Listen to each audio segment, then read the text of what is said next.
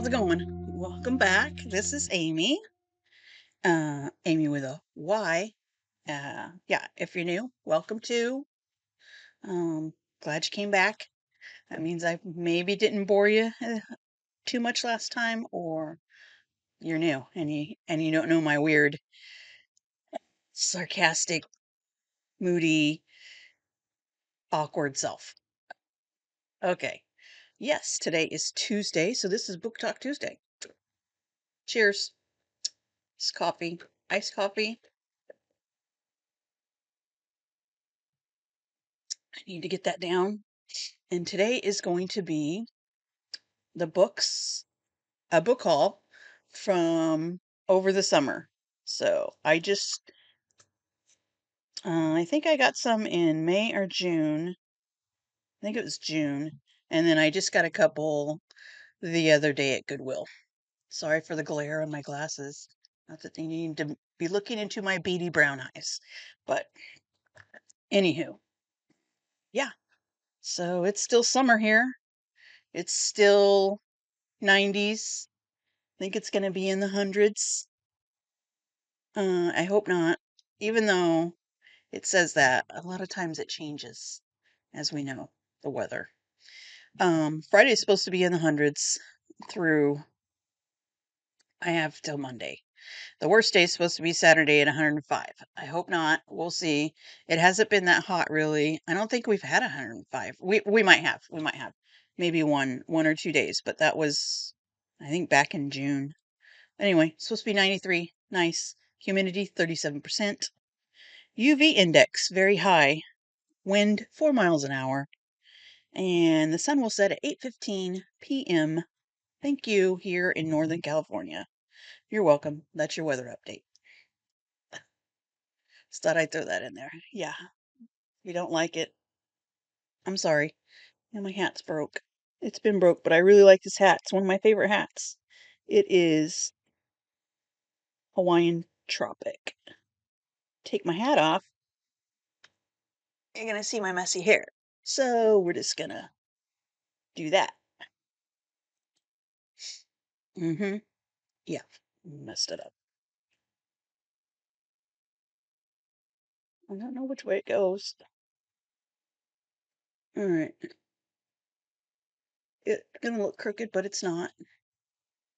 It is or it isn't. Anyway, quick reading update before we get into this beautiful book haul. I would call it a medium-sized book haul because I would I would say on my uh what do I want to call that?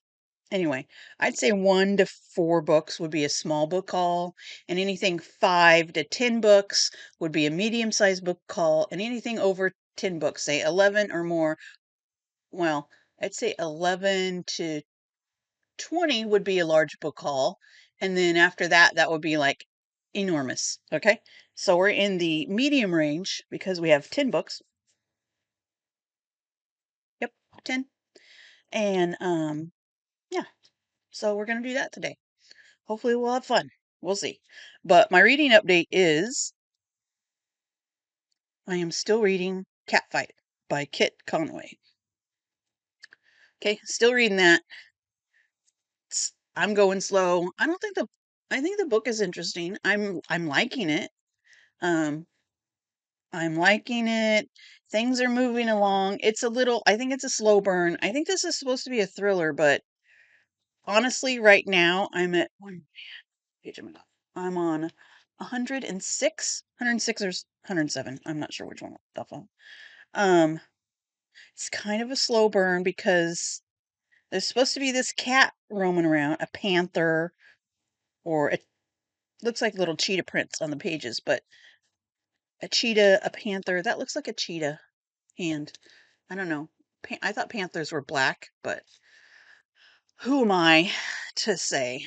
Um, anyway, so nobody's got killed. There's a few little animals that got, and it's not a horror because it's not really graphic. So, and there's no spiciness in it to whatever, except somebody supposedly has had an affair with somebody else, but haven't quite figured that out. Um, And the main characters right now seem to be these three women neighbors who are, um, there's a map. Thank God for that, because that way you get a feel of the neighborhood. Map of Briarheart Estate. So it used to be this large estate, and then it got chunked up, cut up, sold off into these a housing place, a suburbia, if you will. And there's a school there somewhere close by. Um, but the three main characters that each of these ladies, it'll have they'll have a chapter, and their name will be on the chapter. Like, where is it here? So this is one of the ladies, Twig. Okay, so each of these ladies, um, their name is the title of the chapter. Okay, got it? Yeah, good. So there's Twig, there's Emma, and there's Coralie. So those are the three main, and then there's they each have a family. And last time I said when I gave the reading update, I thought Bob was the name of the rabbit because there's a rabbit running around. Nope, I messed up. Bob is actually Twig moved back home to her childhood home to take care of her dad. Who is Bob? Bob is the dad of Twig, not the rabbit.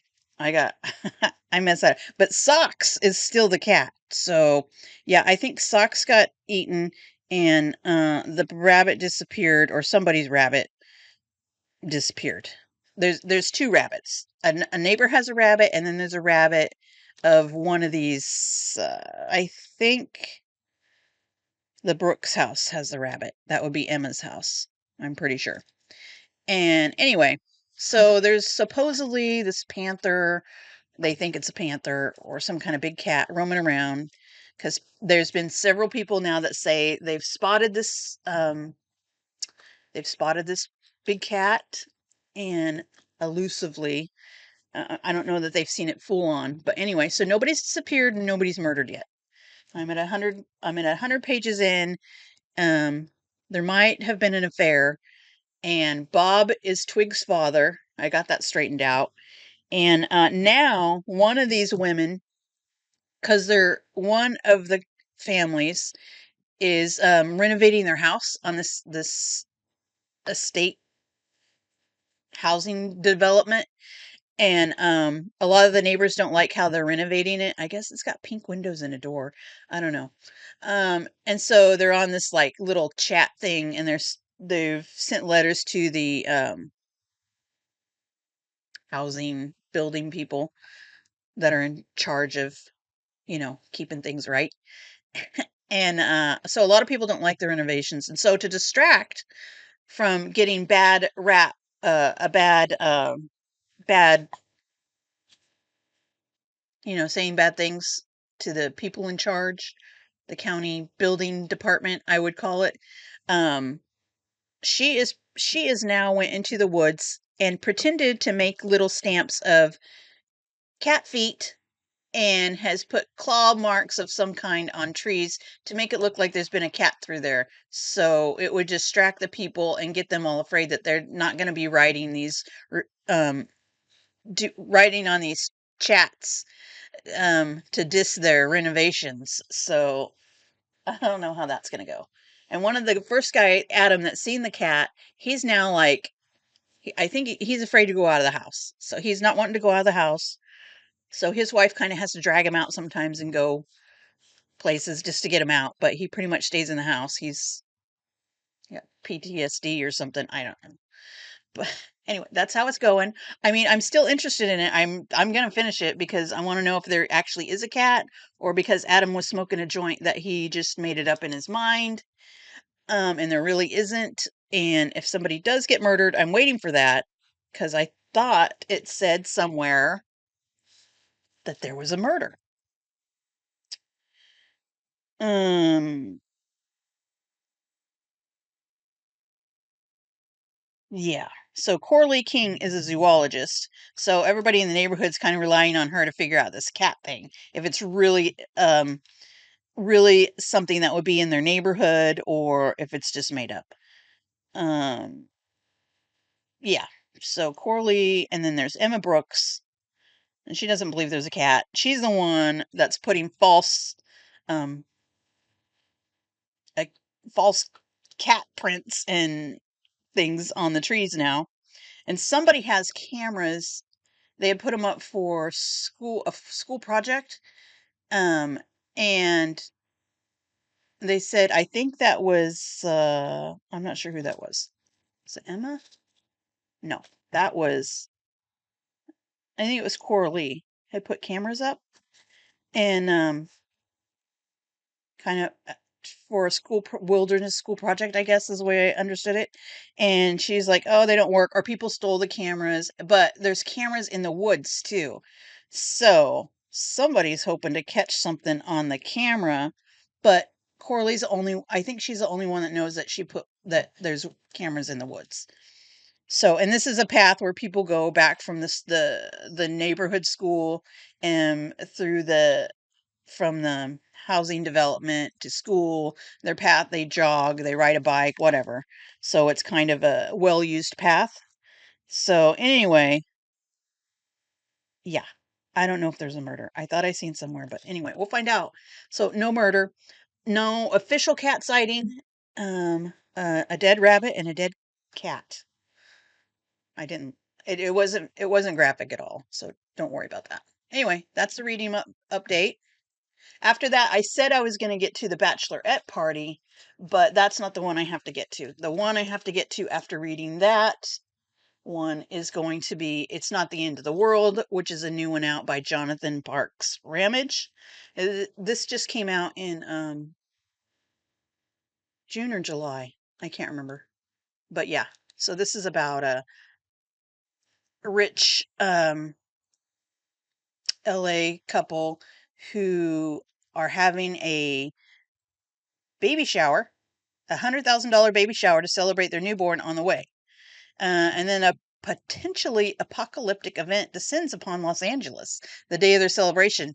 And then one of the guys, what's his name?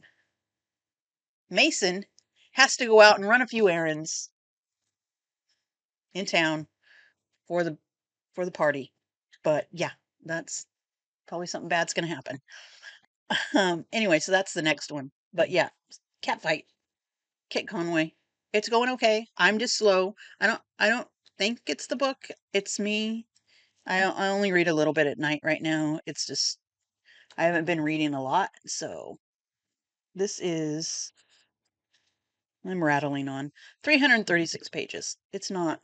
Oh, and there also is in here every few chapters there seems to be a somebody's doing an interview or a documentary. I couldn't figure out how this is one of the things I didn't like because it didn't explain it. It just says the mystery of the Seven Oaks Panther, and it has interviews from people.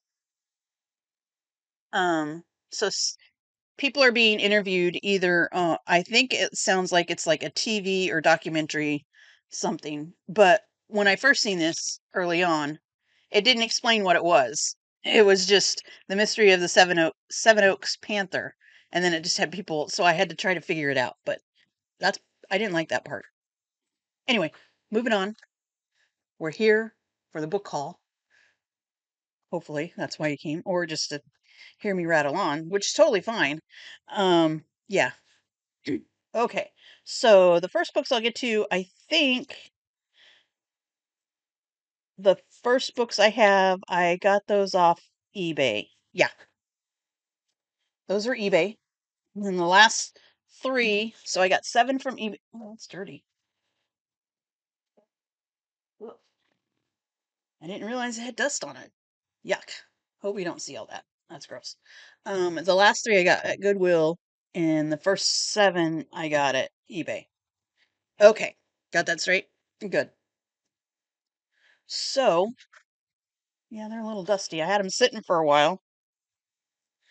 First one is this is nonfiction. It says Lethal Passage, The Story of a Gun. It's by Eric Larson. I have a few Eric Larson books. He's written nonfiction. One of the ones I have another one here in the pile, yeah, that I got. I was gonna say I just got another one with this. The Demon Unrest. And I have probably 2 or 3 other Eric Larson's, which I like his writing. It's nonfiction. But this was interesting. I found this on when I was looking for a book on eBay. I came across this one, and it is this is it, Lethal Passage, Story of a Gun, Eric Larson, and it's a short book. It is only there is source notes at the end, which you would have a lot for this type of thing. If I can find where the end is, it looks like 240 pages. Yeah, so it's short. And this is about this devastating book begins with an account of a crime that is by now almost commonplace. On December 16th, 1988, 16-year-old Nicholas Elliott walked into his Virginia high school with a Cobra M11-9 M-11/9 and several hundred rounds of ammunition tucked in his backpack. By the day's end, he had killed one teacher and severely wounded another. In Lethal Passage, Eric Larson shows us how a disturbed teenager was able to buy a weapon advertised as the gun that made the 80s roar. In so doing, he not only illuminates America's gun culture, its manufacturers, dealers, buffs, and propagandists, but also offers concrete solutions to our national epidemic. Sorry, I got distracted. National epidemic of death by firearm. The result is a book that can and should save lives and that has already become an essential text in the gun control debate. So I thought that was very interesting. So I think what it does, it might follow the story of this gun. Obviously, story of a gun. But yeah, it's a short book. It looks really interesting. Obviously, there's no pictures. I mean, I would say gun stuff, not yeah. So anyway, I seen that and I said I want to read that. So that is Lethal Passage. Looks like a good one. Well, all you know, in all reality, all books I buy and want to read, they all sound like good books, and I do want to read them. So that being said, we'll try not to say that over and over, but we probably will. Mm. And so we'll go to the next Eric Larson, since we talked about that Eric. Okay, so this one is the other Eric Larson I got, and it is The Demon of Unrest. I was going to read this for one of my month's TBRs, but I didn't get to it. I had it from the library, so I looked online to see if I could get it off eBay, and I did. Oh, did I get this off eBay? Yeah. Okay. I was doubting myself. I thought maybe it was Goodwill, but no. This is a hardback. It's like brand new. So this is by Eric Larson, The Demon of Unrest, and it's about the Civil War. Okay. So this says a saga of hubris, heartbreak, and the heroism at the dawn of the Civil War. I did read Lincoln in California, how California was connected to uh, the Civil War, before Lincoln became president. That was really interesting. I still have a review to do on that one. It's in my pile, and I really enjoyed that one because I'm from and live in California, Northern California. So I'm a Californian, and I knew some California history, but some of it I was a little rusty. But there was things that I didn't know. But enough about that one. So this one is okay. Back to this. It's Civil War. It says on November 6th, 1860, Abraham Lincoln became. It's nonfiction. If you didn't know, the fluky victor in the tight race for president in 1860. The country was bitterly at odds. Southern extremists were moving closer. Were moving ever closer to destroying. I can't talk. Destroying the Union, with one state after another seceding, and Lincoln's powerless to stop them. Slavery fueled the conflict, but somehow the passions of North and South came to focus on the lonely federal fortress in Charleston Harbor, Fort Sumter. Master Teller master storyteller Eric Larson offers a gripping account of the chaotic months between Lincoln's election and the Confederacy's shelling of Sumter, a period marked by tragic errors and miscommunications, inflamed egos and craven ambitions, personal tragedies, and betrayals. Lincoln himself wrote that the trials of these 5 months were so great that, could I have anticipated them, I would not have believed it possible to survive them. At the heart of this suspense filled narrative are Major Robert Anderson, Sumter's commander, and a former slave under the sympathetic to the South but loyal to the Union. Slave owner. Former slave owner, sympathetic to the South but loyal to the Union. Edmund Ruffin, a vain and bloodthirsty radical who stirs secessionists adore at every opportunity, and Mary Boykin Chestnut, wife of a prominent planter, conflicted over both marriage and slavery and seeing parallels between them. In the middle of all of this is the overwhelmed Lincoln battling with his duplicitous Secretary of State William Seward as he tries desperately to avert a war that he fears is inevitable, one that will eventually kill 750,000 Americans. Drawing on diaries, secret communiques, slave ledgers, and plantation records, Larson gives us a political horror story that captures the force that led America to the brink, a dark reminder that we often don't see a cataclysm coming until it's too late. So, all that being said, it's a tale of part of the Civil War, the beginning.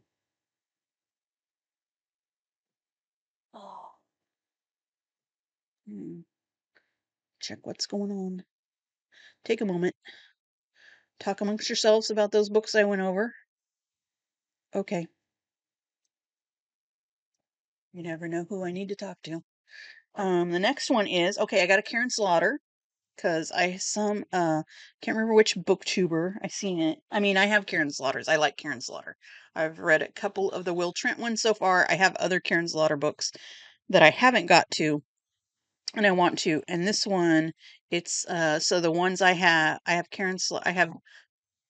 a few Will Trent, and then I have some others. And then this is the her series, it's not in good shape, this book. The Grant County series. So this is Blindsided. Um it's paperback. It's falling apart. It's kind of like I had to tape the binding in the middle because it was yeah. It looks like a floppy book, but it's not supposed to be. Anywho, so it's a small town, a brutal murder, a violent killer. And says, don't read this alone. Well, oh well. Don't read this after dark. Oh well. But do read it. Daily Mirror. A sleepy town of Hartsdale, Georgia is jolted into panic when Sarah Linton, pediatrician and medical examiner, finds Sybil Adams dead in a local diner. As well as being viciously raped, Sybil has been cut. 2 deep knife wounds form a lethal cross above her stomach. When a second victim is found, crucified only a few days later, it becomes clear that Sybil's brutal murder wasn't a one-off attack. When Sarah and the police chief, Jeffrey Tolliver, are dealing with a seasonal sexual predator, a violent serial killer. Anyway, I can't remember whose booktube I heard about this one on, but it seemed really interesting, and I hadn't read any. Obviously, this is the first one in the Grant County series, and I thought, sounds good. We'll give it a shot. And then the next three I have are Patricia Cornwell. I'm a Patricia Cornwell fan. I like her books. I've read a few. I haven't got through the whole K. Scarpetta series yet, and I am very excited to know that there is a Scarpetta series coming out. I'm not sure what it's coming out on, if it was Prime or Netflix or Hulu. I don't know. Jamie Lee Curtis is supposed to be in it, and Nicole Kidman is supposed to play Kay Scarpetta. And I think it's a series, not really sure, but I love the Kay Scarpetta series by Patricia Cornwell. That's how I came across Patricia Cornwell's work. As I started with the she has a couple of other books that aren't a Scarpetta, but yeah, I've read quite a few of those, and this one is Identity Unknown, and it is about I have three. So I think this is the newest one. I think 2024. So this is 2024, Patricia, the Scarpetta novel, and this one is the Scarpetta series. She's a medical examiner. Says summoned to an unnerving, unnerving, unnerving abandoned theme park. Uh-oh. I've been having like theme park book reading theme this summer because there's two. I've read one, I have another one, and then there's another one I want to get to after that. And then knowing this has a theme park in it, that's just like icing on the cake. Um okay. She's summoned to a theme park to retrieve a body. Dr. Kay Scarpetta is devastated to learn that the victim is a man she once loved. While teaching in Rome during the early days of her career, Scarpetta had a love affair with acclaimed astrophysicist Sal Giordano that led to a lifelong friendship, as they always do. The murder scene is bizarre, with a crop circle of petals around the body, and Gior- Giordano's skin is strangely red. Scarpetta's niece, Lucy, believes he was dropped from an unidentified flying craft. Scarpetta knows an autopsy can reveal the dead's secrets, but she is shocked to find her friend seems to have deliberately left her a clue. As the investigators are torn between suspicions and otherworldly forces and of Giordano himself, can't pronounce his name very good, Scarpetta detects an explanation closer to home that, in her mind, is far from evil. It's far. Yeah. Anyway, so that's that one. I love Scarpetta. And I think Patricia's just peachy. And this one, it didn't come with a jacket. And I was disappointed because on the picture, obviously, it had a jacket. But I don't know, if I find one at Goodwill sometime and it has a jacket, I might buy the book just to get just to get the jacket. But this is Unnatural Death. It's a pretty blue. I don't know if you can see it, but it's a nice blue color. It's just I don't want it to get dirty because that's what the jackets are for. And it is a little dented here on the corner, but that's okay. That's okay. I didn't pay a lot. I didn't pay more than I don't know. It was under $5. Let's just say that. With usually I get free shipping, so and this one, so I can't give you a synopsis because I don't have the jacket. But this one is 2023. So yeah, the other one I think was the latest. I don't know if she has one out this year for 2025. She might have one coming out, but you'll just have to Google it. Natural Death, Patricia Cornwell. Same characters. It's K Scarpetta. I don't know why I can't say that. And then this one is Livid, and there's Patricia. And this is when did this one come out? So this one might have been a 2022. Yeah, so I have 22, 23, and 24. And I don't know where I'm at in the series, what I have and what I don't have, but I have quite a few because my shelf is filling up with the Patricia Cornwell's. And I normally collect these are there's a few authors I collect the hardbacks. So Patricia is one.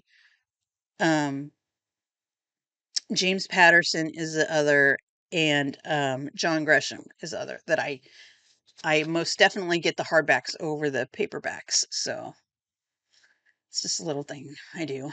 Um, this one is Chief Medical Examiner Kay Scarpetta is a reluctant star witness in a sensational murder trial when she receives shocking news. The judge's sister has been found dead.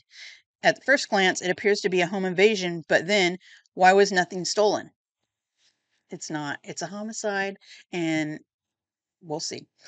Um, and why is the garden strewn with dead plants and insects. They're sending a message.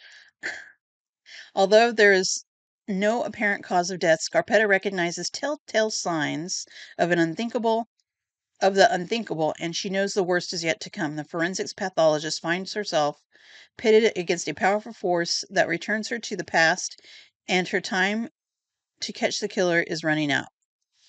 Yeah, it's connected to the trial. The deaths always are. It's the judge's sister. It's not a home invasion. That was even dumb to think that. Right? Yeah. Anyway, livid. And the last one from eBay is I've been getting the Jackie Collins had a series with the started out with the Hollywood Wives. Yeah, it's called Holly. And then there's Hollywood Husbands, Hollywood Kids, and then this one. No, this isn't part of the series. Sorry, I thought it was. I got those ones, and then I found this one. It's called Rockstar. So I'm going back in the past to get an author that because she's passed away now, so we're not going to get any more Jackie Collins novels. Sad because I really enjoyed the Hollywood Wives, and there's Hollywood Wives: The Next Generation. Yeah, but I really enjoyed the Hollywood. I was surprised because I never read a Jackie Collins before, and I thought it was just all like a romance, kind of a rich Beverly Hills type just romance stuff, and it had a little murder. The first one had like a little murder mystery in there and a little murderer running around, and I was like, "Ooh, Jackie, I did not know. I'm sorry." But yeah, this is Rockstar. This is the older cover, the older book. This is what she looked like when she wrote it. So that was 80s. I'm gonna guess. I'm pretty sure if I look it up here. But yeah, this I think this is the original hardback cover. But yeah, gonna miss Jackie because I didn't know. I didn't know Jackie. 1988. Oh man, what a year. Stoned washed denim. hmm The hair, the moose. Yeah, I remember those days. Yep. Uh, Anywho, so this one looked interesting. This one, and they're big books too. She don't write little books. She writes big books. This is, let's see. And I think this is the first edition. It's 511 pages, believe it or not. Yeah. Hollywood Wives. Yep, that was the first. Trying not to turn my computer off. So this one says with the fast-paced excitement and glamour that have made remember this is the 80s, okay? Excitement and glamour that have made each of her books a major international bestseller, Jackie Collins now turns from the husbands and wives of Beverly Hills to the glittering world of big time music and the world of sex, drugs, and rock and roll, in which hopes and dreams are as important as drop dead ambition, ruthless power, and big money.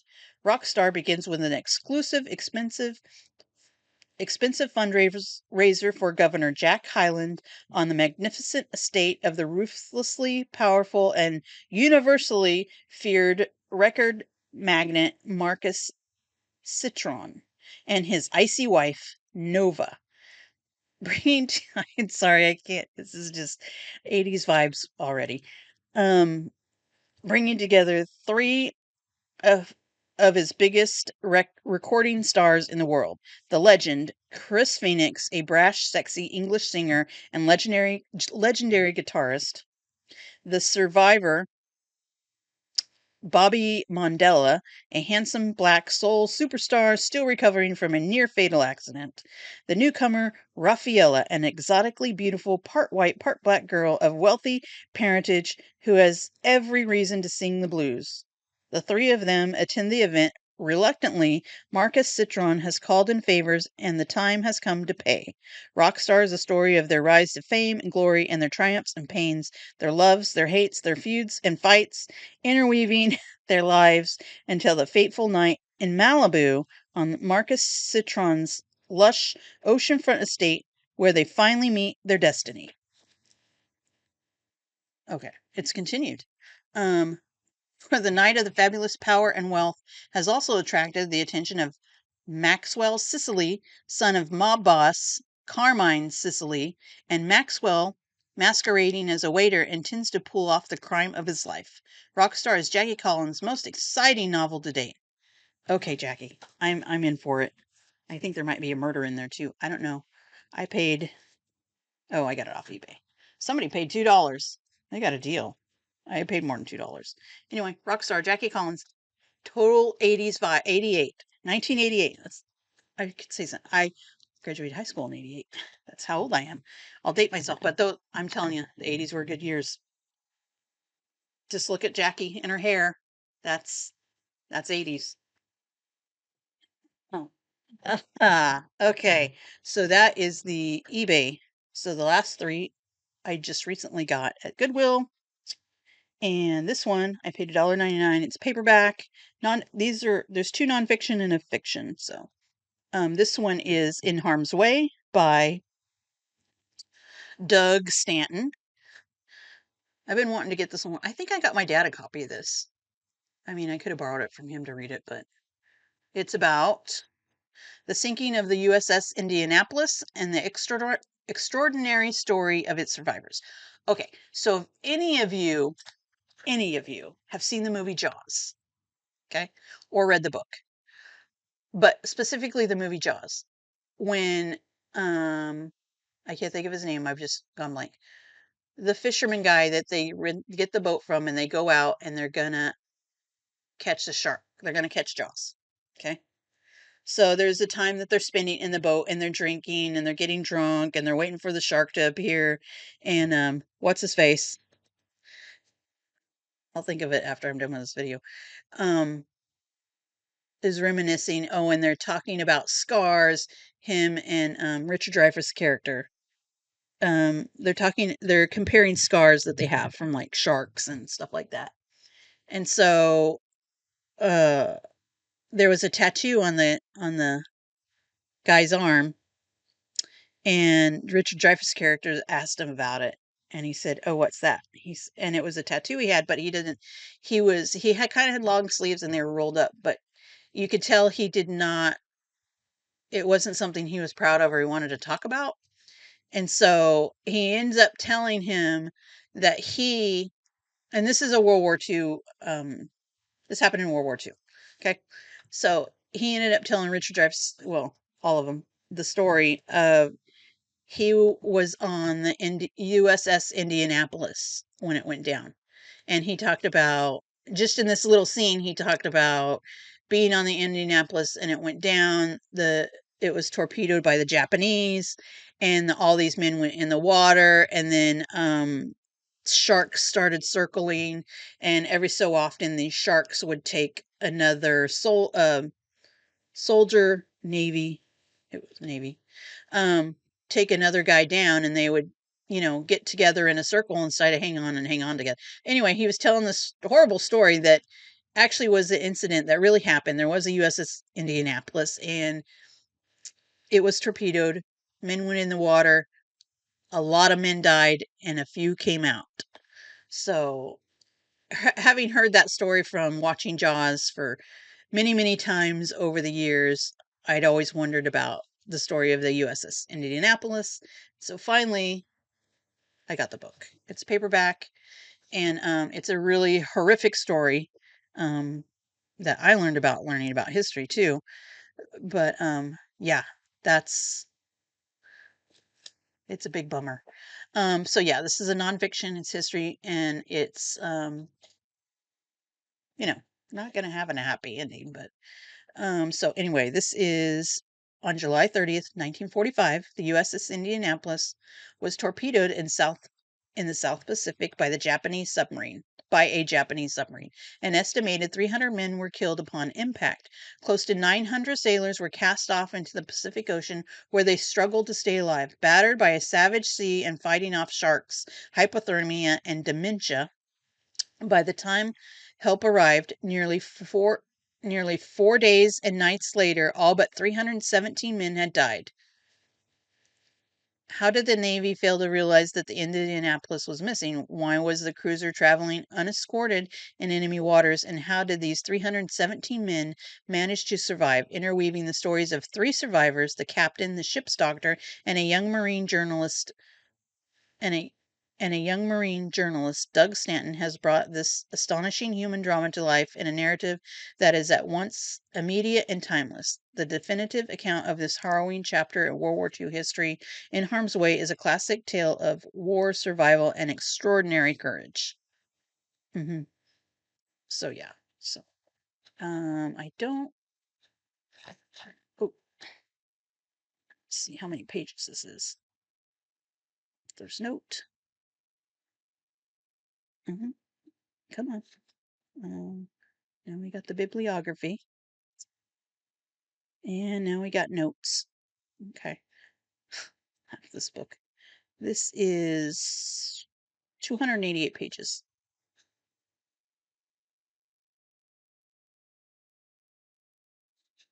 Paid $1.99. Thought it had, yeah, it has pictures. So this is just a paper black and white. They don't have glossy pictures. It's just matte paper type pictures. But there are some pictures in here. Um, Beginning. Mm,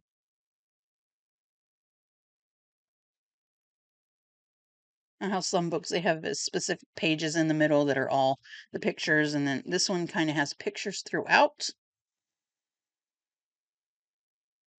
Just want to get one that has multiple pictures on the page, but has pictures of individuals. There was a bunch. I had a bunch of. Oh, there we go. Here's a map. Apparently where it was sunk. Oh shoot! There's Australia down there.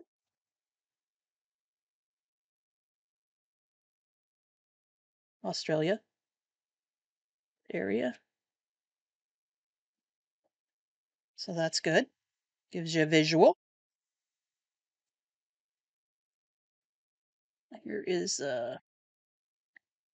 1 year after its commissioning, the USS Indianapolis. Oh, okay. Well, that's my receipt. Is that my receipt?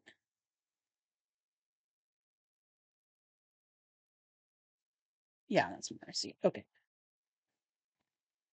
Sometimes you find things in there. Anyway, so that's that one. And other nonfiction, I like getting some book. I want to get collect books of the presidents, at least a couple of books of each president. So I don't know how long that's going to take me, the rest of my life. But I didn't have a book on this president, which was Garfield, James A. Garfield. So this is called Destiny of the Republic by Candace Millard. So that's Garfield, President Garfield. And this says a tale of madness, medicine, and the murder of a president. Yeah, he was well, he was shot. He didn't die right away. Like I would say yes, he was assassinated, but he wasn't like shot and killed right away. He was like shot and then he didn't die right away, so he suffered for I don't know how long he lived, but then he died. So technically he was an assassinated president, but we think of assassinated president as like they die right away, but this one didn't.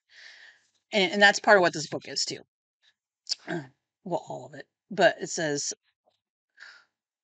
um, trying to see.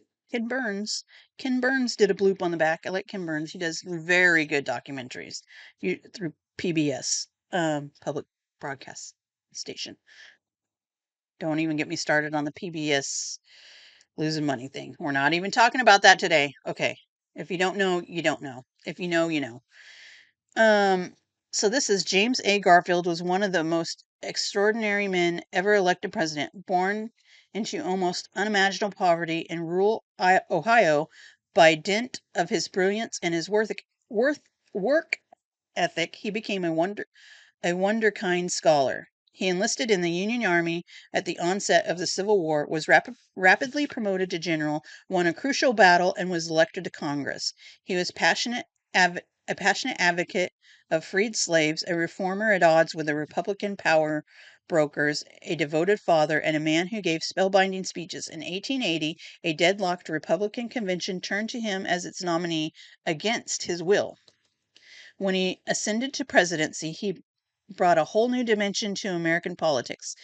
His vision and integrity stood in stark relief against the machine politics that dominated the national scene, personified by the colorful and powerful New York Senator Roscoe Conkling, who became an implacable implacable enemy.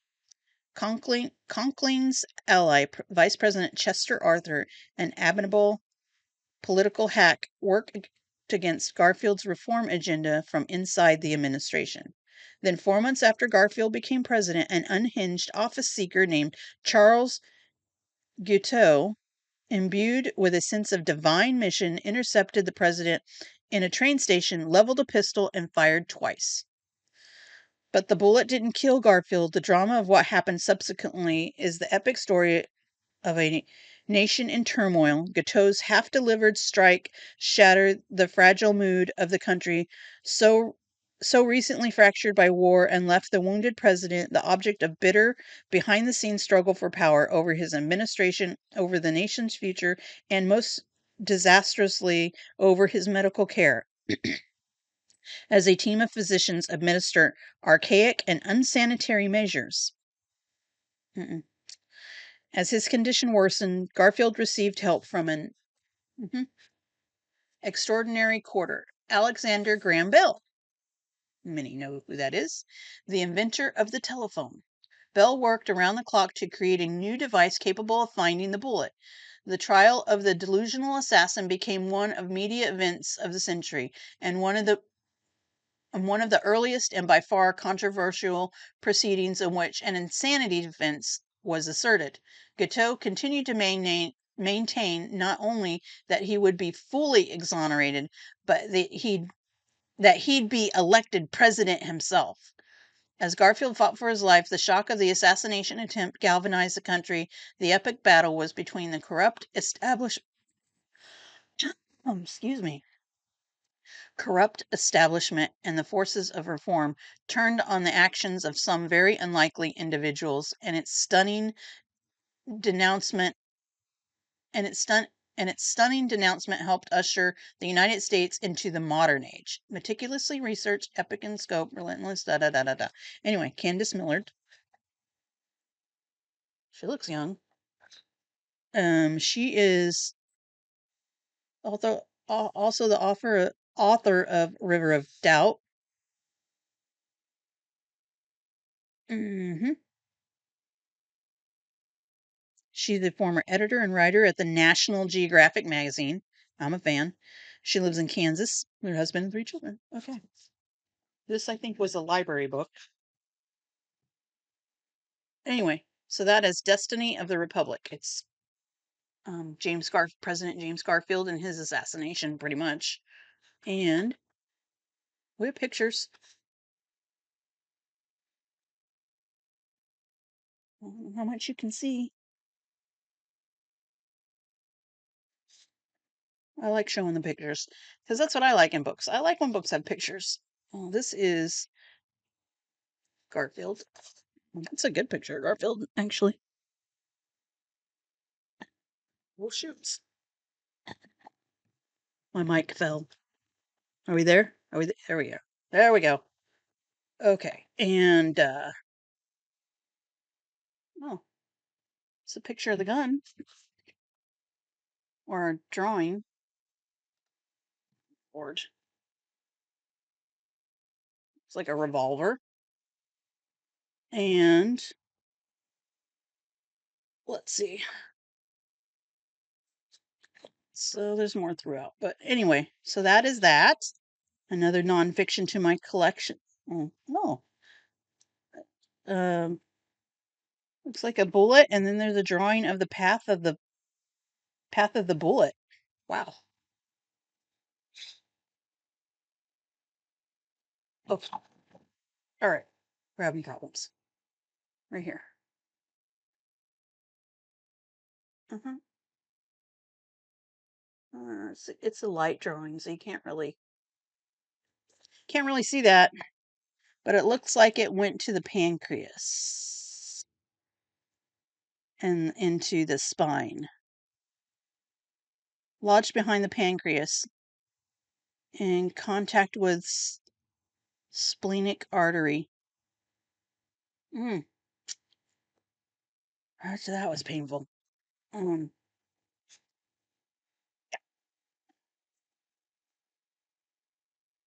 okay, so that's that. Yeah, Garfield, not the cat.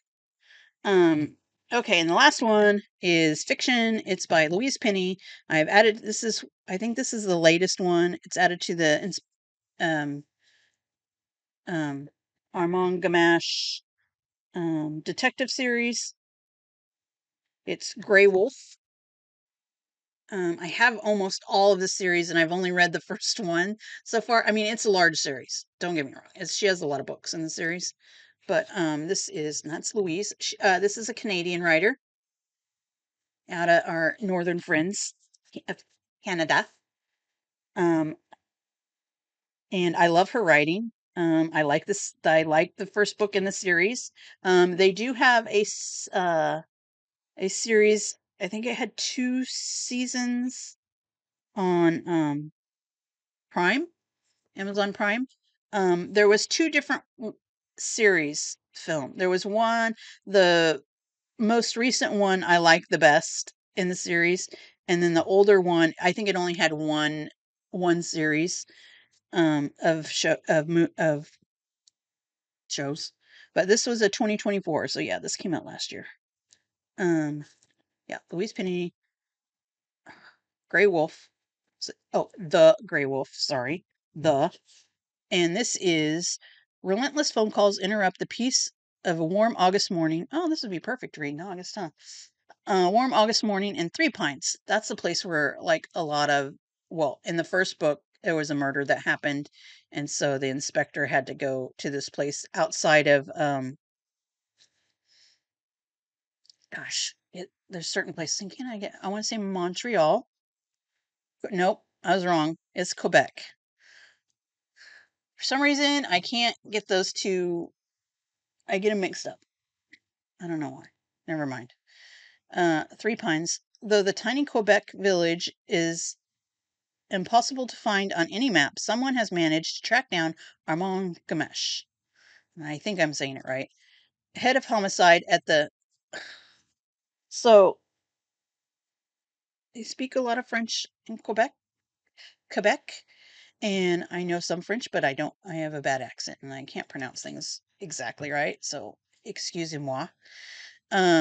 He's of the Surat. Saying that wrong. I think that's head of homicide.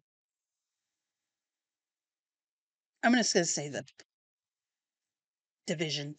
Um, as he sits with his wife in their back garden, Renee Renee Marie watches with increasing unease as her husband refuses to pick up, though he clearly knows who is on the other end. When he finally answers, his rage shatters the calm of their quiet Sunday morning. Yeah, I know when work calls on a Sunday, that's shit. Um, That's only the first in the sequence of strange events that begin. The Grey Wolf, the 19th novel, that's how many there are, in Louise Penny's #1 New York Times bestselling series, a missing coat, an intruder alarm, a note for Gamache reading, "This might interest you," a puzzling scrap of paper with a mysterious list, and then a murder, all propel Chief Inspector Gamache and his team toward a terrible realization something much more sinister than any one murder or any one case is fast approaching. Armand Gamache, Jean Jean Guy Bouvier, his son-in-law and second in command. Oh, that's his son-in-law now. Okay. Um, the inspector, Isabelle Lacoste, can trust only each other. As old friends begin to act like enemies, the longtime enemies appear to be friends. Determined to track down the threat before it becomes a reality, their pursuit takes them across Quebec, and across borders. Their hunt grows increasingly desperate, even frantic, as the enormity of the creature they're chasing becomes clear. If they fail, the devastating consequences will reach into the largest of cities and the smallest of villages. fruit.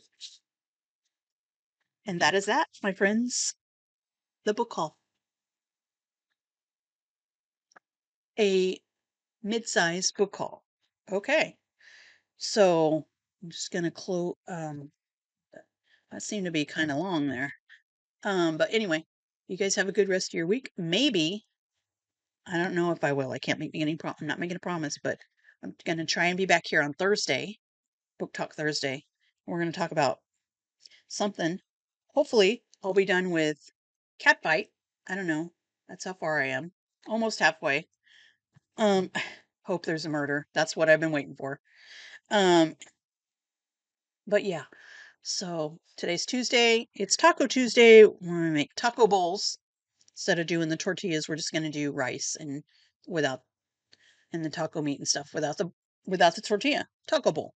Yeah. Easy, quick, fun, good. Have a good day. Might have a margarita. Um, but thanks for coming by, and we'll see you back here next time.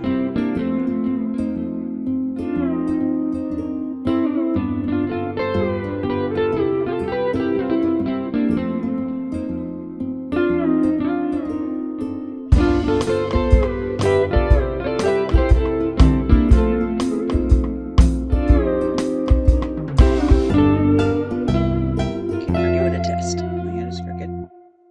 Head is crooked. Test. Aloha. Aloha. Really need the beach. Yeah. It's not that hot. It's broke. Just gonna have to deal with it. Deal with it. Deal with it, Amy. Deal with it. That's all right. It's crooked. Why do I look crooked? Is it the camera? No, no. Let's check. Maybe it's the computer. I always feel like I put my hat on crooked. Okay. Mm-mm.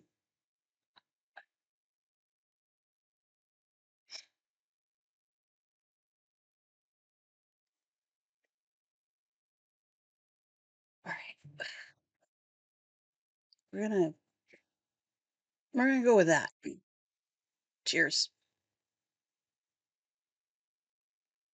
Okay. Short outtake. I think we're ready. So it looks like the mic is working. We just got to speak up today. Speak up. Oh God, it's Tuesday. Okay. Are you ready, monkeys? Hit the button.